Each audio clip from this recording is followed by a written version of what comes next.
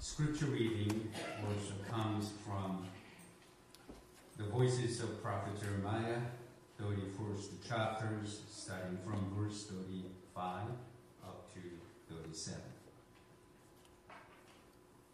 Thus says the Lord, who gives the sun for the light by day, and the fixed order of the moon and the stars for light by night, who stirs up the sea so that its wave roar, Lord of hosts in his name.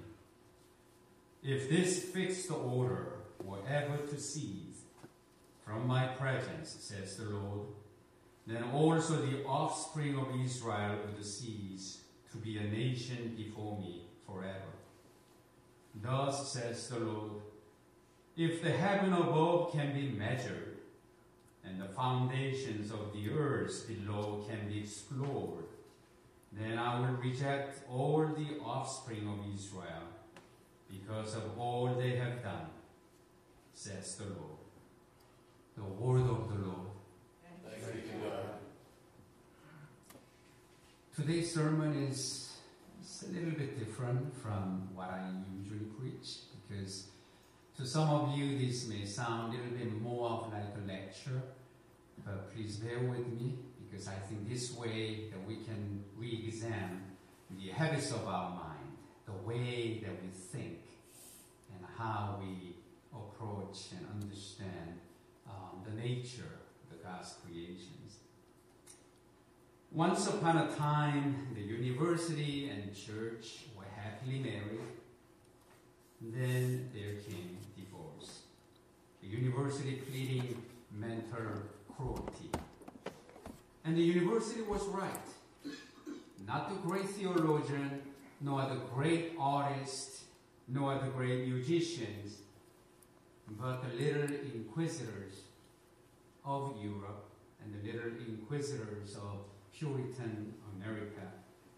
They were diminishing and deadening life.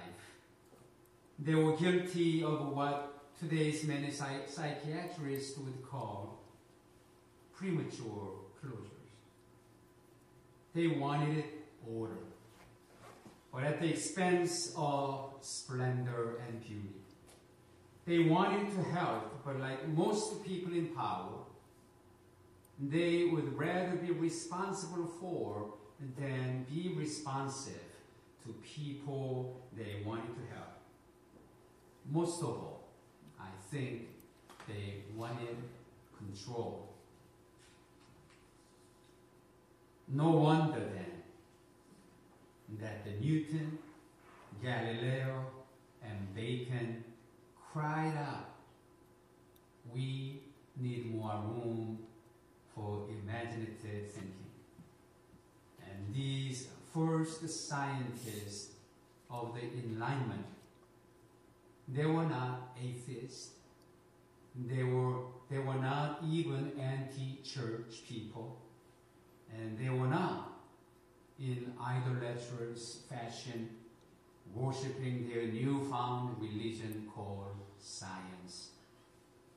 On the contrary, the new scientific way of knowing and the scientific methodologies were to serve a higher purpose, that is to combat ignorance of people and superstitions. In order to release the bottle up the genie of imaginative human energy.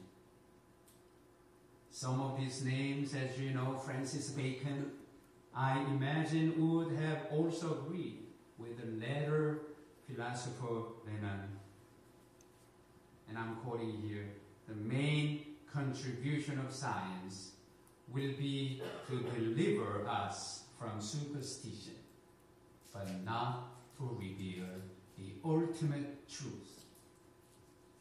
Newton also said in the preface of one of his most famous books, the Principia of Mathematica, he says in there, the gates of heaven are now set open. And by the passage Newton has revealed that now we may freely enter into the hidden secrets and wonders of natural universe. But it was clear in Newton's mind that while science opened up these gates of heaven so that human beings can grasp and behold the beauty of nature, but this philosophical imagination also incited the more profound reverence to the great Maker and the Lord of all. It was believed by these early scientists that those who can see the wisest and the most excellent contrivances of things in nature, they must also see the infinite wisdom and goodness of their almighty creators. And they must be mad and senseless if they refuse to acknowledge them. With understanding about this respectful relationship between science and religion, Newton would find many of us today mad and senseless. But let us not denounce the godless mind, but rather ask, where has all this grandeur gone? Why is it that the descendant, so-called, of the Enlightenment still seems to walking in a very darkness? Why is it that students are still deeply alienated? Could it be that the university is now diminishing and deadening life? Bottling up the genius of imaginative energies?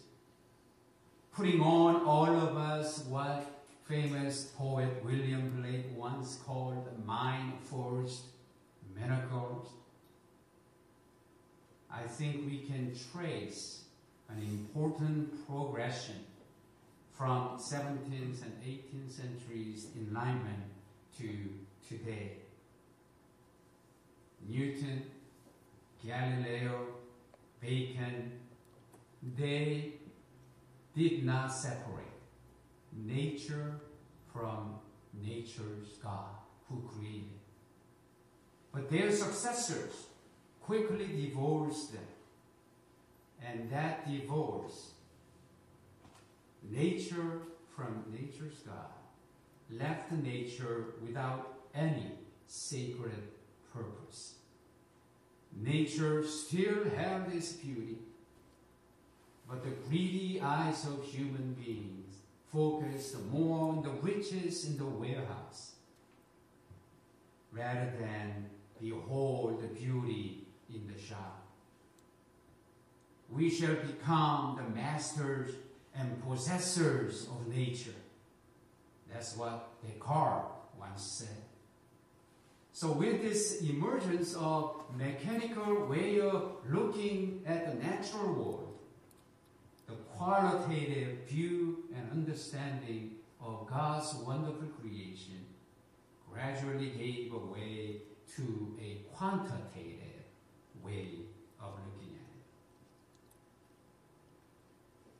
it. Nature was seen as neutral, devoid of her sacredness and mystery. Essentially, nature is being understood now as a machine to be operated in fulfilling of human interest. Thus, nature as a machine has no purpose, but only has a function. It was obvious that nature's function was to serve us human beings, the only purposeful creatures around in the universe. So over the centuries, as Descartes has predicted, that we have become powerful, mastering, possessing, and dominating over natural world. But the price of power is always in communion with something. And that's why love is self-restricting when it comes to power. If, for instance, if you want to dominate the native people, as we've seen in colonialism and all over the world, you cannot authentically communicate with them. If you want to dominate your emotions, as some did in Victorian era, you cannot communicate authentically with your emotions. In other words, if to know something means to dominate and to objectify, then the very act of knowing becomes an act of alienation. There is no meaningful relationship between the observer and the things to be observed. That's why there is so little, in my opinion, humility in many of today's academic world, and so little love and compassion in this kind of knowledge. And imagination and vision is rarely called upon. And let us remember that love is not a blind, but love is visionary. A famous poet, E. Cummings, wrote this, and I'm quoting, "I would rather learn from one bird how to sing than teach 10,000 stars how not to dance." I would like to say it again. I would rather learn from one bird how to sing than teach 10,000 stars how not to dance. Scientific way of knowing, scientific methodologies, with all its grandeurs, with all its incredible technological innovation, with all its convenience and technology created, and benefited so many of us, once a servant at the service of loving master.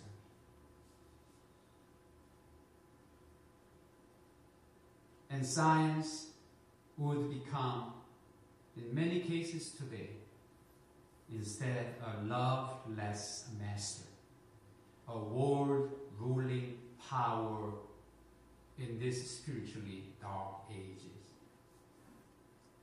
As William Blake predicted, the scientific way of knowing has won us over and lock and stock and barrel to its sometimes very narrow conception of truth. Do you want to know what's real? Do you really want to know what's real? Is what is objectively real. That's all we count. Don't talk about your subjective opinion or your feelings about it or even your subjective conviction. Do you want to know how this beautiful butterfly walks and flies, embracing beautiful patterns in the blue sky? Tear the wings off. Tear the little legs off. Analyze the part. Get down to the hard fact without attributing any emotion or meaning or relationship. So in a grander scale of historical movement, the progression from 17th and 18th centuries enlightenment to today, this day, goes like this. Once the star was seen as a part of a wonderful, sacred heaven, and it became understood as a part of now heavenly machine. It was only a step away, and I would say a psychological or perceptional step, to view now animals also as a machine, as Descartes did. Then to view our human society as a machine, as Hobbes did. And then to view a human body as a machine, as Hume did. And then to view human behavior as machine-like, as Pavlov's, or the Watson, or in my opinion, most notoriously, the Professor Skinner, B.F. Skinner, at Harvard, especially during the 60s and 70s. And need we add that if we can objectify and even depersonalize human beings, especially under the microscope, you can do it much more easily under a bomb sight. It's not going to bother you much.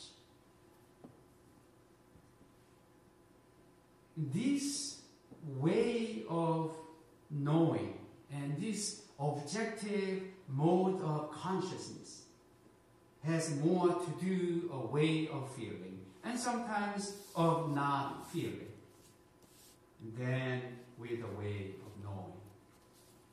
To be top-minded spares the vulnerability that comes of being tender-hearted. It allows us more easily to master, to dominate, to control, and deem unimportant. Indeed, what cannot be mastered, no matter how much we want, or what cannot be dominated and controlled, how many times our ego wants. Where the churches were once the great promoters of this orthodoxy, now university takes the role. And knowledge for power, as the Bacon once asserted. Knowledge is power. And the knowledge for power at the expense of love, compassion, and humility. And I sometimes wonder, where does the heart go to school these days, especially in our higher education?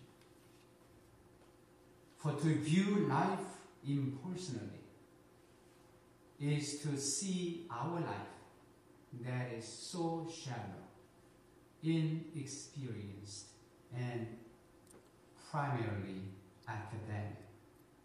And in this way of looking, there is finally, I think, more blindness than seeing.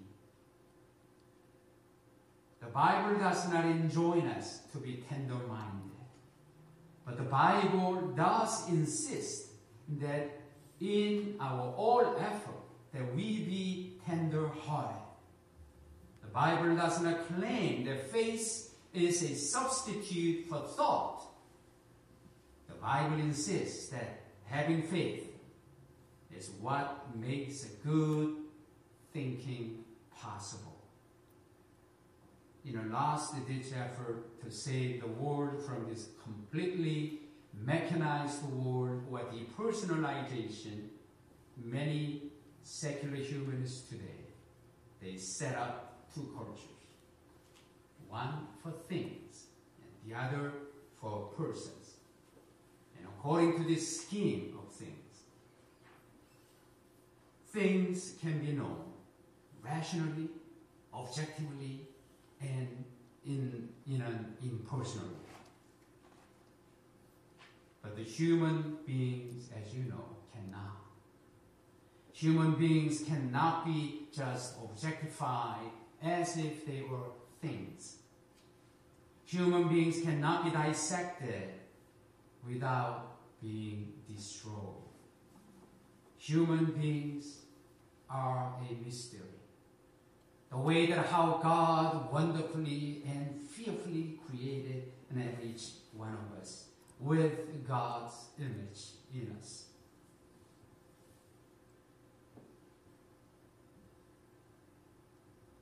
And our deepest knowledge of human being, I think, can primarily come through a meaningful communion. I cannot just put you, every one of you, in my mental box and try to understand you through the microscope. Why so and so reacted in such an impersonal way during such worship or such meetings.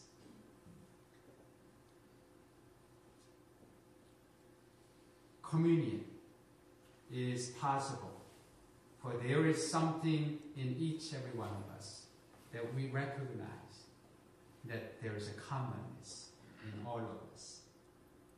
With this realization, I think we can better understand today's text, the Jeremiah's text. And Jeremiah is telling us that once nature is separated from the very Creator who created nature, the whole human structure began to collapse.